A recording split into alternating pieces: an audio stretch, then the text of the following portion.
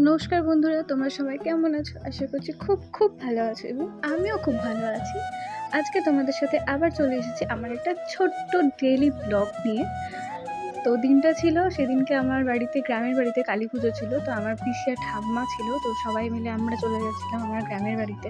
তো এটা টোটোতে ছিলাম আর কি তখন, তাই একটু ছবি টবি তুলছিলাম, যেহেতু রেলগেট পড়েছিল, গেটটা ওঠার অপেক্ষায় ছিলাম আর কি। সেদিনটা সকাল সকাল চান করে নিয়েছে, রাম উপোস ছিল।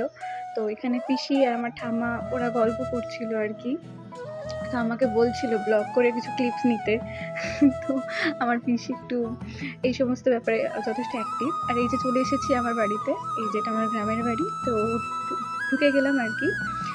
আর এই যে আমাদের মন্দির, ওখানে আমার ঠাম্মা বসে আছে। এবার ওই মন্দির, এটা আমাদের বাড়ির প্রতি বছরই মা কালী পুজো হয়। তো এটা মানসিকের পুজো ছিল।